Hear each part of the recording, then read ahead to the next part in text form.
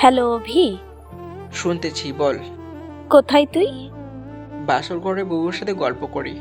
কি, ভার্সিটিতে আসিস না কেন? আমি ভার্সিটিতে যাই না সকালে, বিকেল গেল, এখন রাত 11টা 45। এখন তুই আমার খোঁজ নিলি? ফোনে ব্যালেন্স ছিল না, সেই জন্য ফোন করতে পারিনি। আর তুই তো একবারও ফোন দিলি না। নিজে দেয় না, আবার অন্যকে বলে। কোটিপতি বাবার মেয়ে যদি বলে তার ফোনে ব্যালেন্স নাই, তাহলে আমার মতো মধ্যবিত্ত পরিবার ছেলে মোবাইলে ব্যালেন্স থাকবে কি করে? এই, তুই একটু বেশি কথা বলিস। রাতে খাবার খেয়েছিস? খেয়েছি। আচ্ছা ফোন রাখ, আমার একটু কাজ আছে। কথাটা বলে কল কেটে দিল অভি। আসলে তার এখন কোনো কাজ নেই, সে এখন ঘুমাবে। আসলে অভি হচ্ছে ঘুম পাগল মানুষ। অভি গ্রামের মধ্যবিত্ত পরিবারের সন্তান, ঢাকায় এসেছে পড়াশোনা করার জন্য। হিসাব বিজ্ঞানে অনার্স করছে। অনু বড়লোক বাবার একমাত্র মেয়ে। ভার্সিটিতে পরিচয় হয় দুজনে, তারপর বন্ধুত্ব।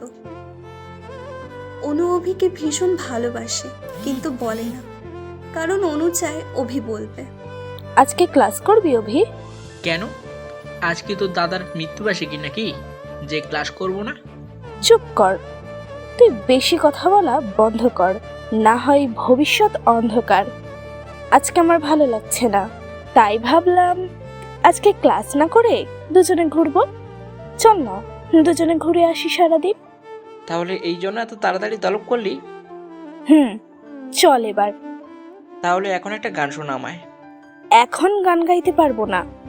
থাক, লাগবে না তোর গান শোনানো। শুনলাম তুই নাকি বিয়ে করতেছিস। বিয়ে আর আমি? আমাকে কোন মেয়ে বিয়ে করবে শুনি? কেন, তুই কি বিয়ে করবি না?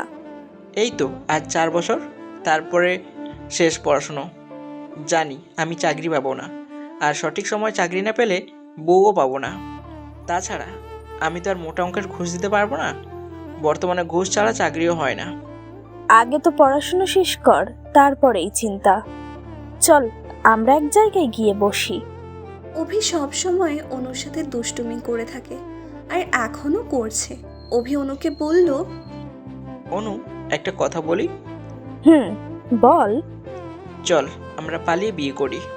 দেশে কি ছেলের অভাব পড়েছে নাকি যে তোকে বিয়ে করতে হবে? এই আমার মতো ছেলে পাওয়া তোর ভাগ্যের ব্যাপার। তুই জানিস আমাদের বাসার পাশে কত মেয়ের বাবা মা তাদের মেয়েকে আমার সাথে বিয়ে দেওয়ার জন্য বসে আছে, কিন্তু আমি তাদেরকে বিয়ে করব না। করে ফেল তাড়াতাড়ি, না হয় পরে মেয়ে নাও পেতে পারিস। না, আমি তোকে বিয়ে করব। আমি 100 সন্তানের বাবা হব, আর তুই হবি মা। আমরা দুজনে বিশ্ব রেকর্ড করব, চারিদিকে আমাদের নাম ছড়িয়ে যাবে। তোর মতো বানরকে আমি বিয়ে করব? মাথা নষ্ট। আমাকে বাংলা ছবির পরিচালক শাহিন সুমন একবার বলেছিল, তোমার চেহারা তো অনেক সুন্দর, তুমি চাইলেই নায়ক হতে পারবা। আমি বলেছিলাম, না, আমি নায়ক হব না। তাহলে বাংলা ছবির হিরোগুলো ফকির হয়ে যাবে। আয়নায় কখনো নিজেকে দেখেছিস? তোকে তো ভিলেন হিসেবেও নেবে না। ধ্যাত, তোর সাথে কথাই বলবো না। অভি, প্রচুর ক্ষুধা লাগছে রে, কিছু নিয়ে আয়। টাকা নেই, আর তোকে খাওয়ানোর কোনো ইচ্ছাও নেই আমার। কোন দিন তোর টাকা ছিল, আর কোন দিন তুই আমাকে খাওয়ালি? আজ পর্যন্ত অভি অনুকে 10 টাকার বাদাম ছাড়া আর কোনো কিছুই খাওয়ায়নি। যাই হোক না কেন, প্রতিদিন অনুই বিল দেয়। তারপরেও তার মাঝে কোনো বিরক্তির ছাপ নেই, কোনো হিংসার ছাপ নেই। হয়তো এটাই ভালোবাসার রূপ। এরপর অনু বলল, এই নে টাকা, ভালো দেখে বার্গার, সমোসা আর স্প্রিড নিয়ে আয়। তারপর অভি গিয়ে নিয়ে আসলো। অনু খাচ্ছে, কিন্তু অভি মুখ ফুলিয়ে বসে আছে। অনু সেটা কিছুক্ষণ পর খেয়াল করলো আর বলল, কি ব্যাপার নায়ক সাহেব, আপনি খাচ্ছেন না তো? খাবো না আমি। কেন, রাগ করেছেন নাকি খাইয়ে দিতে হবে? এই বলে তার অর্ধেক খাওয়া সমোসাটা অভির মুখের ভেতর দিয়ে দিল। তারপর অভি অনুকে বলল, আচ্ছা অনু, তুই কি আমাকে সত্যিই ভালোবাসিস? কেন, হঠাৎ এই প্রশ্ন কেন? না, আমি তোকে ভালোবাসি না। আমারও তাই মনে হয়েছিল। আচ্ছা, আমি যদি দূরে চলে যাই তুই কি কষ্ট পাবি? যেখান থেকে আসার আর কোনো সুযোগ থাকে না। তুই চলে গেলে আমি কষ্ট পাবো কেন? হ্যাঁ, সেটাই তো। জানিস, আমি একদিন চলে যাব অনেক দূরে, আর আসবো না। তুই বহু চেষ্টা করলেও আনতে পারবি না আমাকে, এবং সেই দিনটা বেশি দূরে না। তোকে কোথাও যেতে হবে না, সারা জীবন আমার কাছে রেখে দেবো। এখন চল বাসায়, 1টা বাজে। তারপর দুইজনই বাসায় চলে গেল। বিকেলে অনুর কেন জানি অভিকে কল দিতে ইচ্ছে করে, একটু কথা বলবে তার সাথে।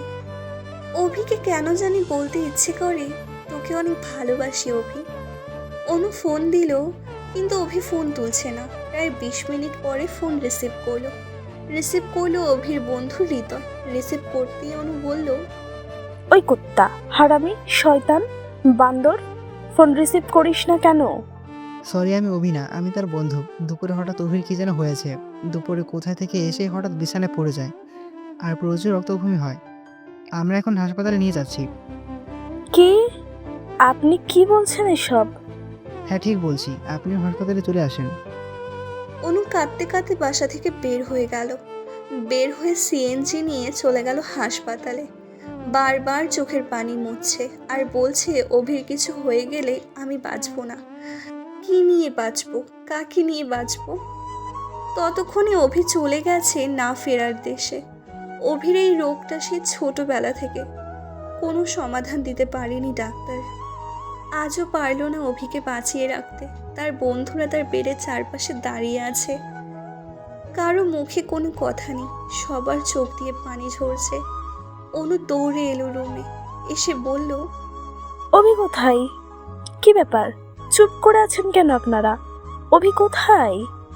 তারপর একজন হাত দিয়ে ইশারা করে দেখিয়ে দিল। অনু দেখলো সাদা কাপড় দিয়ে ঢাকা একটা লাশ। অনুর বুঝতে বাকি রইল না কি হয়েছে।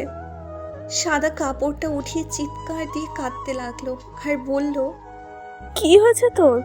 এই অভি, দেখ আমি এসেছি, তোর কিচ্ছু হবে না, তুই ওঠ।